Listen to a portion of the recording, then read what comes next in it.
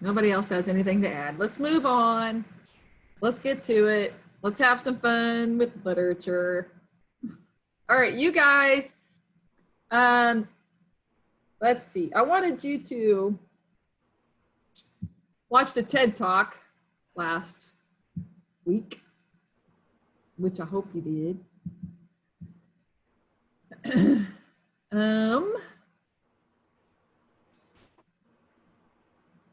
So my stuff got moved around here. Okay. So you were to watch Michael Kimmel and kind of look at, or listen, not look, but listen to his ideas about gender equality, inequality versus inequality, and how that affects families, the workplace, and other countries. So I hope you did that. We're going to discuss him a little bit here in a minute. I do want you to make sure that you have, get your notes open. We're going to have a little quiz next week, which I'll send you some words, but I do want you to make sure you get those notes. And I want to make sure that you guys all have these words down. They came from the poem, The Obstacle, that I introduced last week. So I want to make sure you guys have those because I'm sure that you will probably need to study if you don't know them already. Some of the definitions of how they're used in sentences or in literature, okay? So thumbs up, anybody, or put in the chat if you got all those. We talked about those last week. I think we got through them all. Just want to make sure you guys did. I don't see anybody didn't. Put it in the chat if you did not. We got Colossal, Prejudice, Solomon being a wise person. So if you have a Solomon in your life, it might be your friend that helps you study for tests or understand concepts in geometry, or that might be your Solomon in your life. Okay. Obdurate is someone that's stubborn. I know you all have those people in your life too. Pelted, and surely somebody has pelted a snowball at someone in the past couple years. Pelted, maybe some of you play baseball or softball. You might pelt a ball. Belabored means you argued, belabored with somebody. Ecstasy is an overwhelming feeling about anything. Usually has, like, when we have an overwhelming feeling, it's something that we're really interested in. Okay, that we have just a lot of different points of view, and like Alyssa in her writing, she probably has some high interest in what types of writing she goes into.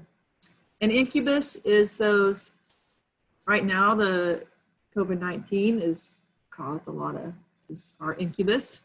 Okay, it's our cause of a lot of anxiety here in the world.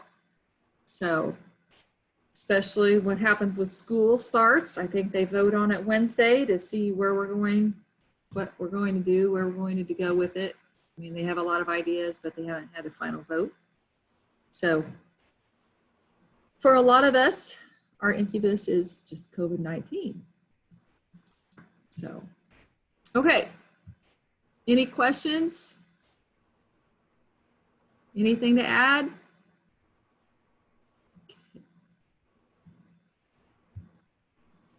All right. The other thing I wanted you to make sure you had, illusion. I went over that one, I believe, last week too. Just wanted to make sure that if there was anybody gone or didn't get that. I added illusion is something that we tend to forget. We don't use it often. I mean, we use it all the time, not that you don't think about it all the time. But when we allude to a historical event or a person, or a thing, you know, a book, sometimes that is an illusion. And one of the best examples here, because you guys, we were talking about superheroes, Teenage Mutant Ninja Turtles. I'm sure you guys watched that movie when you were little. It was even around in my day when I was fairly small. I think it came around maybe in high school for me. I don't know. Can't remember. But anyway, so the names of those turtles, Donatello, Michelangelo, Leonardo, Raphael, are from famous artists, okay, Italian artists. And those are, so that is a good example of illusion, okay, when they refer to historical names, events, and things.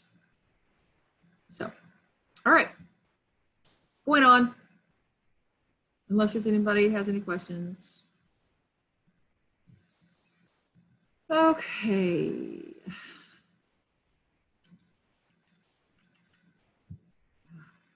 I hate when I move my tabs around. Okay. So going on to the questions, I want to talk about the TED Talk first a little bit before we move on to the poem.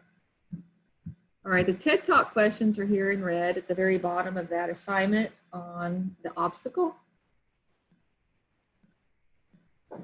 Okay, so if you read through the poem, which we did a little bit last week, and watched the video, you'll have an understanding of how does the TED Talk by Michael Kimmel relate to the poem. Perla, you want to add anything to that? Did you watch? If you don't want to add anything, just, you know. Rain, how about you? No? Uh-oh. Brianna? No? So I take it you just want me to talk about it. Alyssa? I didn't get through all of it, so. All right, that's, you know, that's good. All right. Okay, so how does the TED Talk by Michael Kimmel relate to the poem?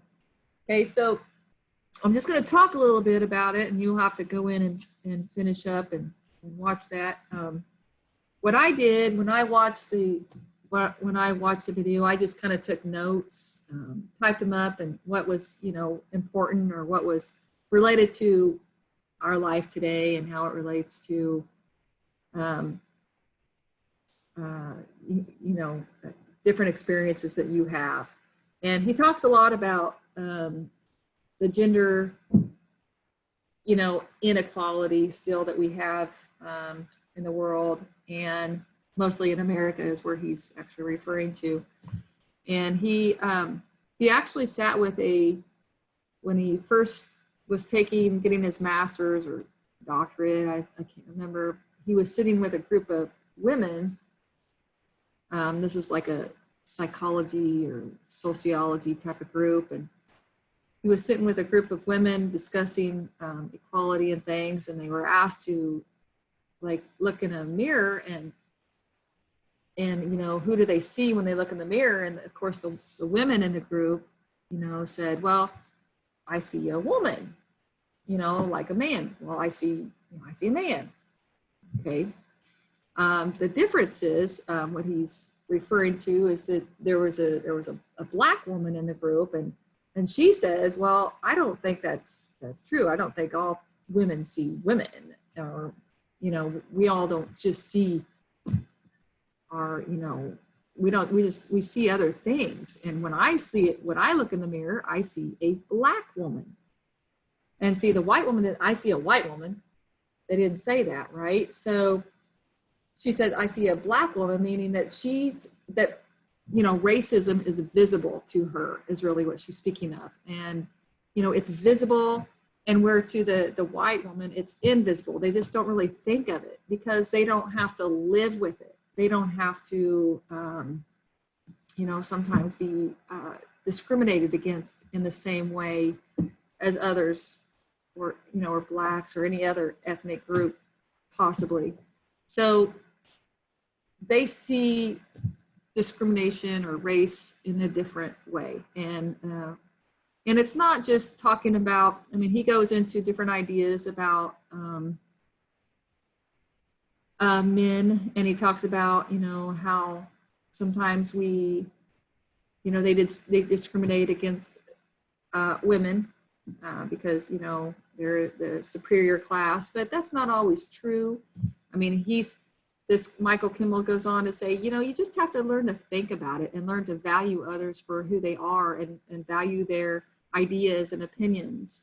And once we learn to think about race and to think about them as well as ourselves, then we learn to accept ideas and criticisms and things like that so much better, and we're actually happier for it.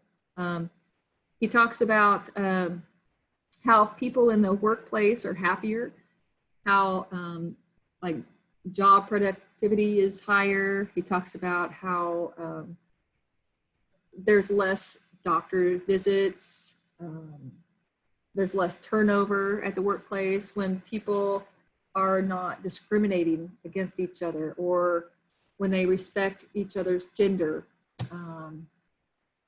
He talks about family, that we're a happier family if there's shared responsibilities. So in the past, a lot of men went to work and they just helped out, where he talks about women are going to work now as well, and they both share those responsibilities of dishes, of caring for the kids and housework. And when that happens, there's a happier family life. And he talks about that, men want that. They just feel like they have this stigma that they're supposed to work. Well, we're kind of come away with that. We've come a long way in that respect. And that's kind of what he's talking about, that it's just a happier place for both genders when we feel more equal. So anyway, so that's two examples of discrimination he speaks of. A lot of it, he's really speaking of gender equality and racism, okay, are really the main two that he's speaking of in that discussion. On letter C, how is gender equality good for countries? Really, I want you to watch that, take some notes on that. He talks about 5 or 6 or 7 different things that it's really good for countries. And on letter D, he talks about how it's good for businesses. So watch that video, learn about, and take notes on how there is better, things like less turnover at work. There's less doctor visits. There's less prescription or even drug use, alcohol use. So watch the video, get those ideas down there, and then we'll be done with that. Number 14, I didn't assign to you, but it says describe a prejudice you or someone you know deals with daily or frequently. Anybody want to add anything to that? Brianna says no. Kiara, what do you think? Anything you want to add to that? No. No. So when you guys will deal with this, in a 2 to 4, 5 years, where you're gonna, even though some of you have a job, when you're gonna want to get a better job, or you're going to a career, whatever it might be, and you have a hard time possibly because you lack the experience. Well, to get experience, you have to have a job to get that experience. And we always think, well, how in the world? And sometimes that's a little bit of prejudice ideas that some employers think, well, with that experience, you're just not going to do the job for us. When sometimes, it's just it's a thing called work ethic and diligence, responsibility that will that you'll do great in, but employers are very iffy in hiring people without experience sometimes. So, and that's a little bit of prejudice. We also talk about, like, you know, sometimes your ideas aren't heard as teenagers because you're a child, right? And again, adults or people of authority don't feel like you have the knowledge or the experience to actually, you know, that we should listen to you. When sometimes you have some great ideas, and, you know, and that's a little bit of a discrimination issue. So there's a lot of different, lots of different things that add to the prejudice and discrimination and things like that that we have in our society, and that you guys deal with almost daily or see. All right, going on. So you guys make sure you watch that, finish up those TED Talk questions based on what you have heard. All right, going on to the poem, the obstacle. You guys can finish this up today and get this turned in for me. That would be great. So listen up, pay attention, ask questions, okay?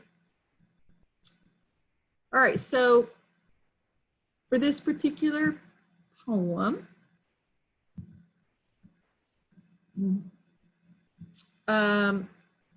Charlotte, she is a female activist wanting more rights and things for women, and she faces many obstacles in her world.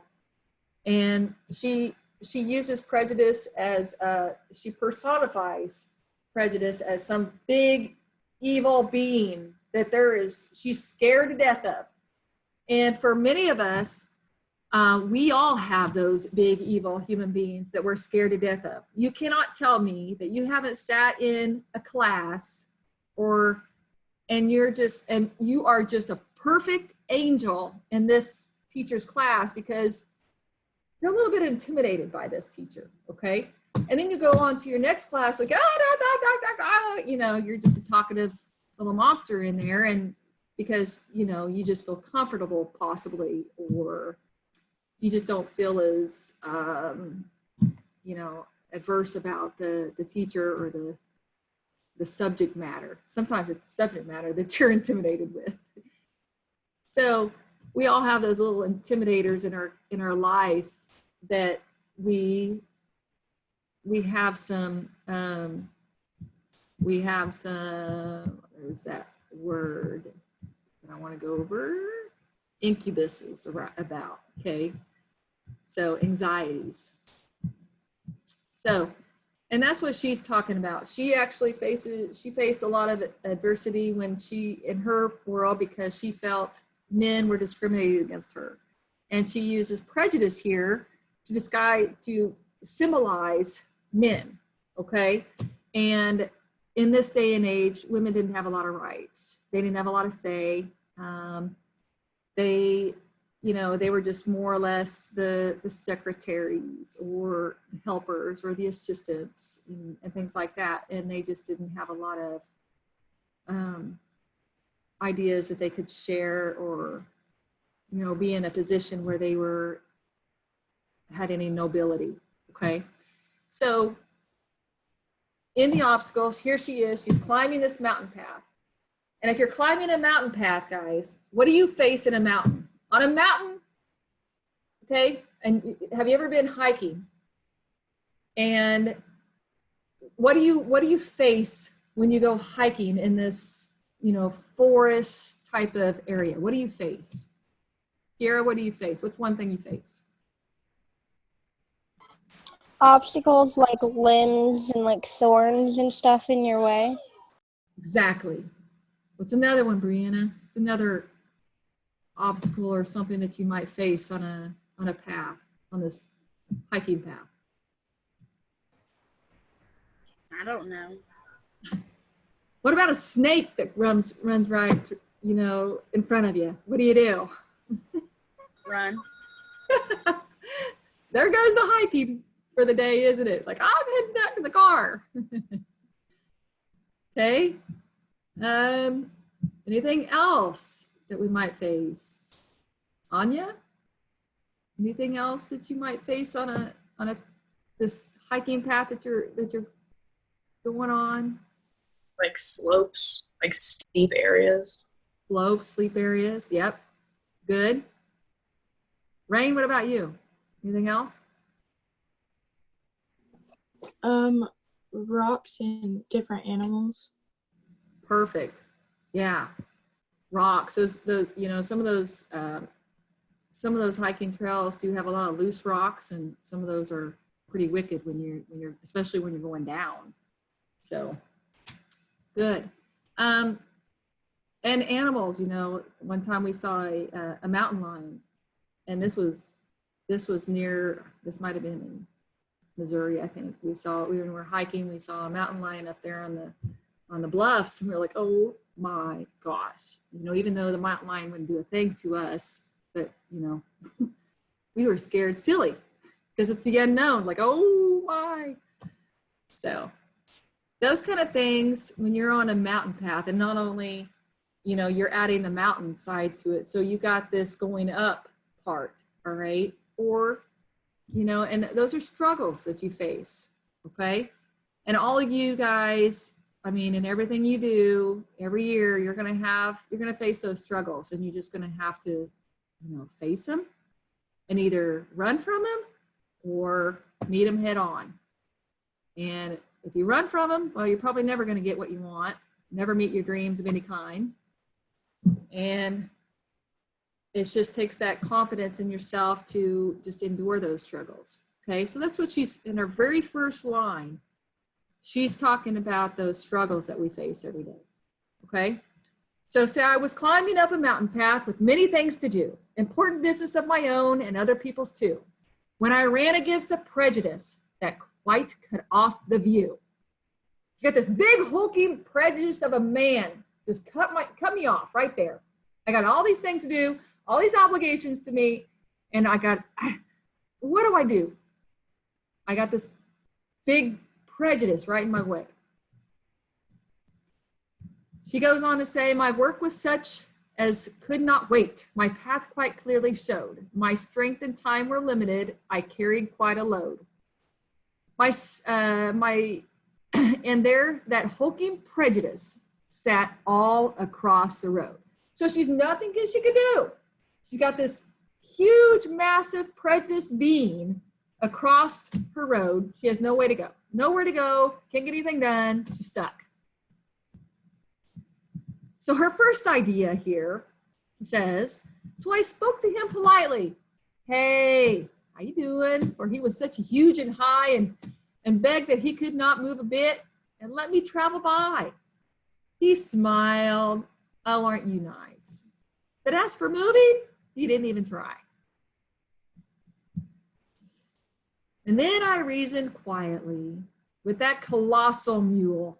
My time was short, no other path. The mountain winds were cool. I argued like a Solomon. He sat there like a fool. So she argued like a Solomon. She was, she was being wise in what she said, and it had these great ideas and these great different plans that she had. Very interesting, very knowledgeable what she said, but he's like, you're a fool. I don't need to listen to you. I got my own things going on. Okay. So then she's getting agitated, right? She's getting angrier. So she flew up into this passion, and I danced and I howled and I swore. I pelted and I elaborated him till I was stiff and sore. He got as mad as I did, but he sat there as before. So here they are, arguing it back and forth, going crazy. She's trying to get her ideas through, and like just a big old argument. And he argued, and you know how it is when you want to get your something done, or you want something said, and you think you're right, you argue sometimes. And that's what he did. But he didn't move. He didn't care. So then she went to begging.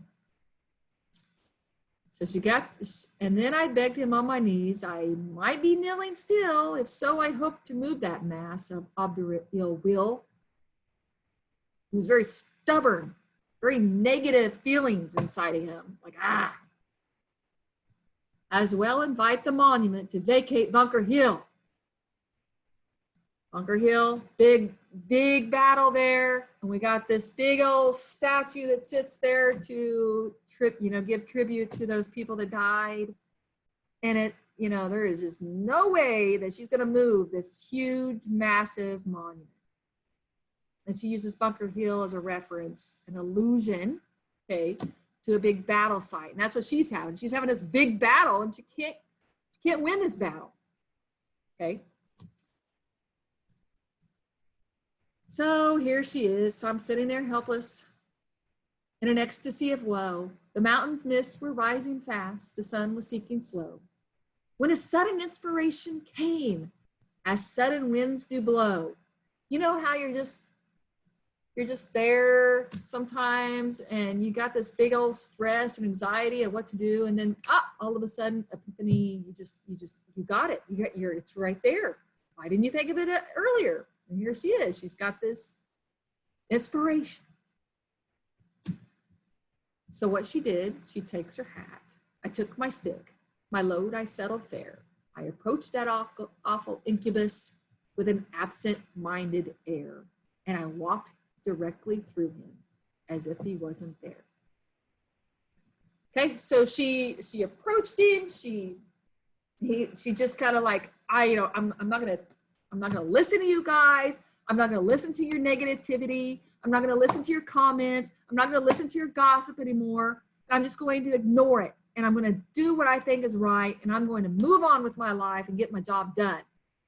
And you better like it. Okay. So that's kind of where she ends that with. She just decided to ignore all that negativity. Okay. All that prejudice in her life, that discrimination, okay? Whether it be gender inequality, whether it be racism, whether it be whatever it might be, she just decided to ignore it and do what she needed to do. Okay, so going on, guys, to back to the assignment. Okay, we have a little bit of time left. Okay, so number 1 says, how does the setting of the obstacle contribute to the central theme? Malachi, what do you think? Look through those. Tell me which one you think. Remember, we got this mountain, okay? And that mountain symbolizes what? That's what I want you to think about for number 1.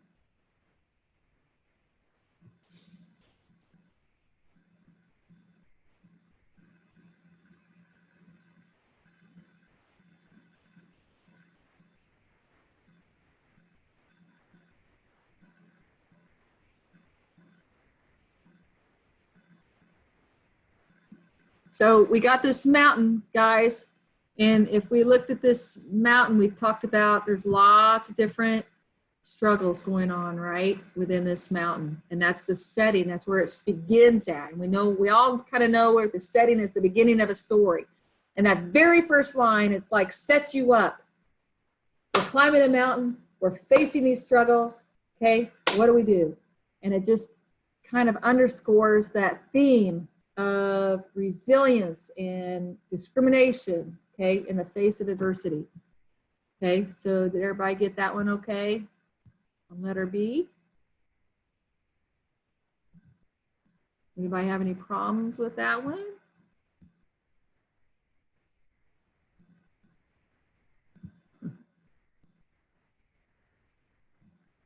Number 2, it asks you to summarize.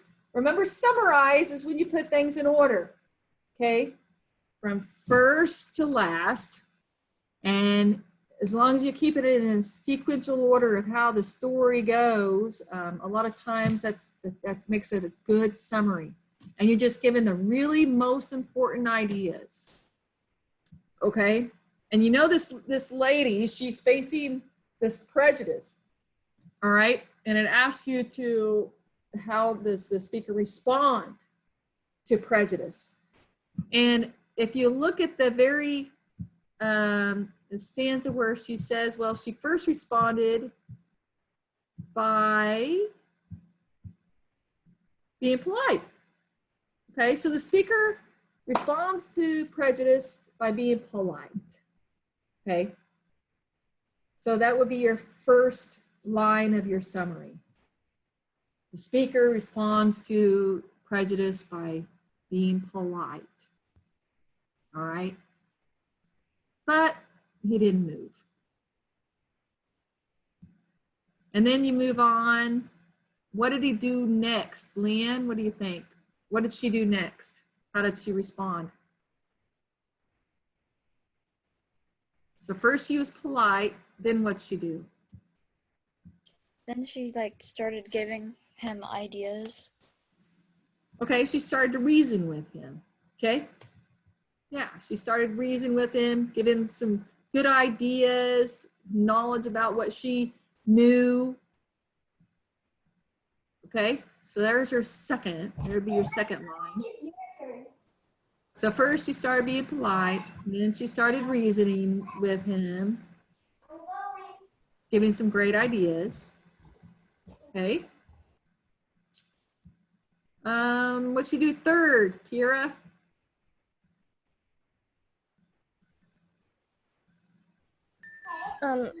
She tried to get him to move like with like a harsher tone of voice.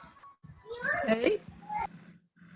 All right. So yeah, she started to, argue. Yeah, raise her voice. She got all mad. He did the same thing. Good. You guys getting these down?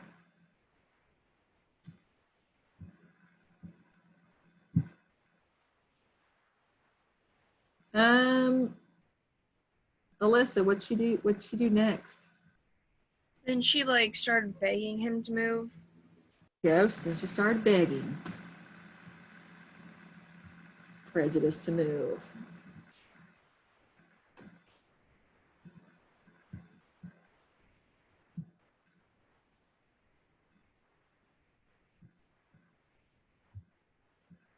Brianna, what happened? What was the last thing she did? The last thing, is that what she said?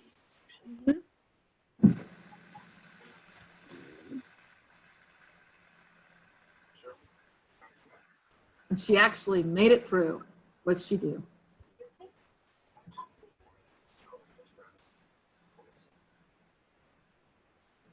I don't know. So it says, that's okay. So in that last line, she says, with an absent-minded air, she just kind of looked her own way, didn't pay any attention. She just ignored him. And she walked right through, walked right past Prejudice. Okay, so there's the last thing. She just ignored him and walked right on.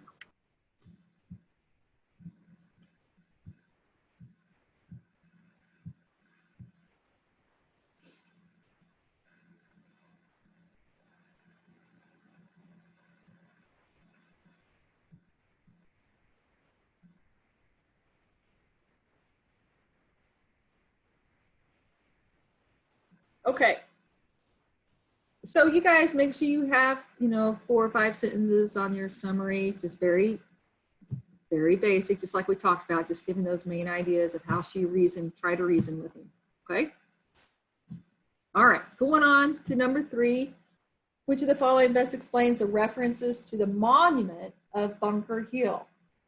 So which one is the best reason of why she used that monument of Bunker Hill? Why did she use that allusion piece?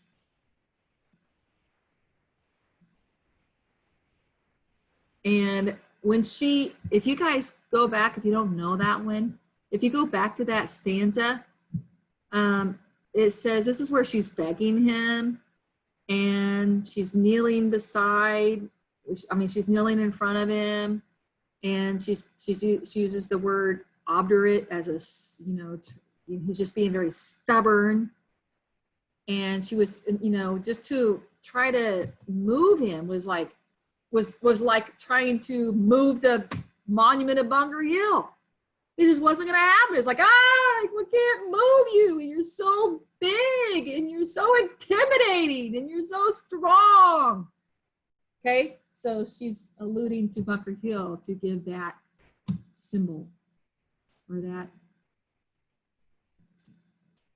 that allusion to something that's very intimidating. Okay, so anybody get the right answer on that one now?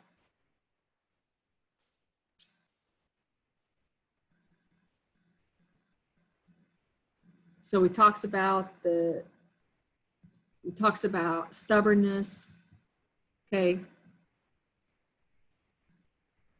The level of stubbornness to move such a massive, massive monument. It just can't be moved.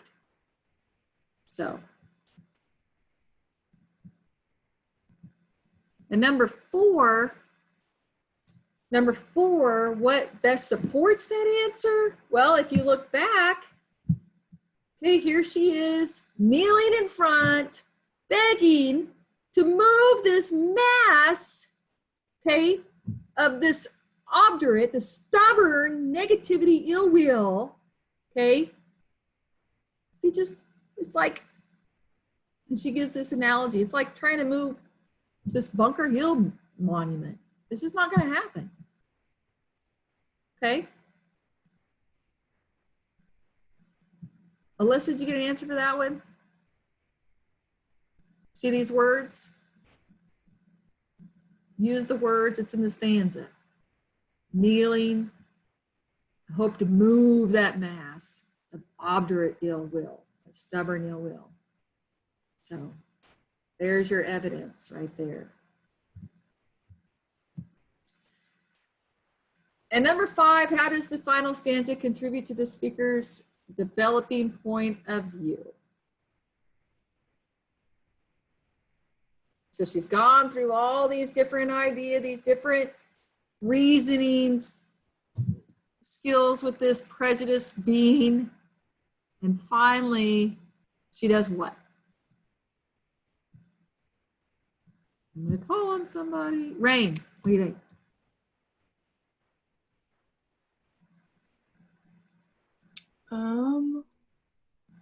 Probably D. Final husband, because she can suddenly handle carrying the heavy loads she bears. That was a very close one. I'm not gonna lie, but I'm gonna go back to letter C because it uses speaker has an overwhelming prejudice by how she views him. She's just overwhelmingly, like, she's just got this overwhelming feeling that people are discriminating against her, right? But and then when she finally elects to ignore him, that's when she that's when she defeats him. Okay, so letter C would probably be a little bit better. Letter D is a good answer. Letter C would probably be your best. She's overcoming prejudice and how she views him. So she knows that if she just ignores it, she can move on. All right. 6, in the first stanza, why does the speaker become impatient when blocked by prejudice? Lynn, what do you think? In the first stanza, what is she's got what going on? Why does she become impatient? D. Yeah, she's got all these obligations to meet. She's got all these things to take care of. Hers and her own. So letter D is in dog would be your best answer. Good job. Number 7, in stanza 4, what does prejudice do when the speaker tries to pass?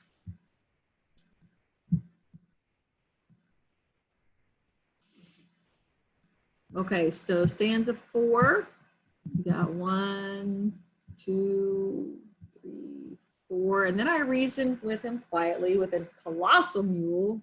My time was short, no other path. The mountain winds were cool. I argued like a Solomon. He sat there like a fool. So, what does prejudice do when the speaker tries to pass? What did he do? Malachi. B. Good. He ignores her and just continues to sit. Good job. All right. In the last stanza, how does the speaker able to get past prejudice? In the last stanza, William, can you answer that one?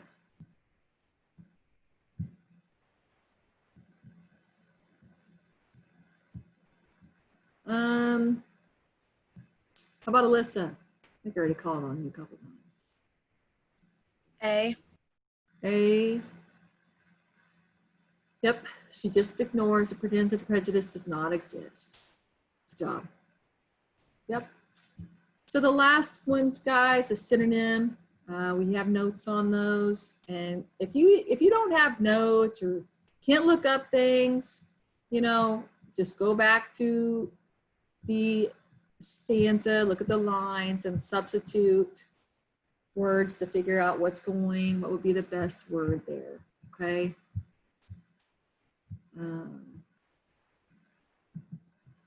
I forgot what word we're looking for. Oh, obdurate.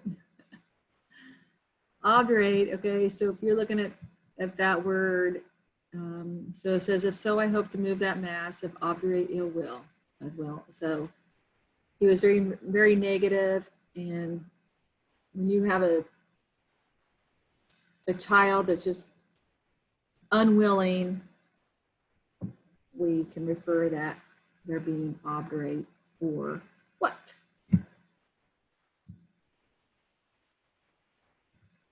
And then the figurative device that's used in this poem, we have prejudice that's given these human qualities of being huge and hulking and very intimidating, okay?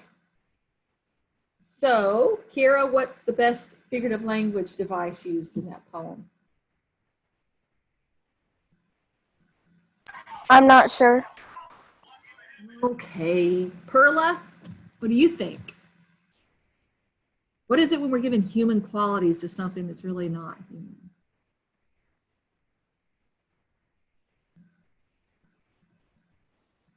We call that, does anybody want to shout it out? Personification. Nice job. So personification, person-like, you get that? So giving it human-like qualities. And we're giving this prejudice these human-like qualities by calling it huge and hulking. And he just sat there. He just sat there like a fool. He was like this colossal mule. He smiled. So we're giving all these human qualities to this prejudice word, okay? To make him feel like, you know, because you guys, when you're going on to how does the figurative language contribute to the poem's message? Well, a lot of us are extremely, extremely intimidated by those, by some people. You know, we might be intimidated by some teachers, or we might be intimidated by, you know, one of your parent or an employer, okay? And we feel sometimes that we're being discriminated against. And sometimes it feels huge and so intimidating to us. And with this prejudice being a human being type of thing, then it adds more intimidation to it. It's not just an animal. This thing has reasoning skills. It gets mad, or it'll tell us off, okay? So that's adding to this discrimination that it's talking about here when it gives it human qualities. Okay, I want you just to answer number 12. Just, you can do some research or just think about and get an answer on that one. And think about some evidence from the poem that might help you consider the context of this work. Okay, that's just the language. what does this poem teach us about women and men in the late 19th century? And I discussed that earlier, that, you know, women just weren't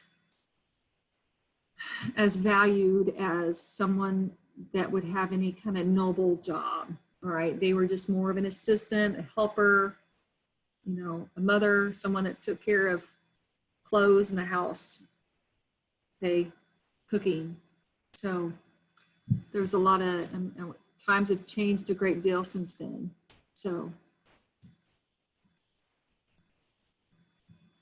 all right, and then finish up the questions on the TED Talk. All right, guys, get this all done today. That's why it's you know, you've done it today. It's right on your mind. It's fresh. So finish this up today and turn that in. All right, for me. I'm going to send out a little notice of a small quiz for next week. So be aware. And if there's no other questions, anybody have any questions?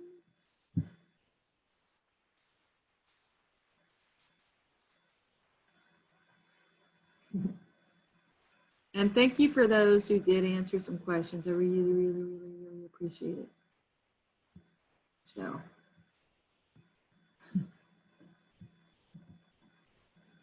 Anything else, guys? I will let your day go on and have the greatest day ever and the week ever. And enjoy the nice hot day that it's going to be. Bye.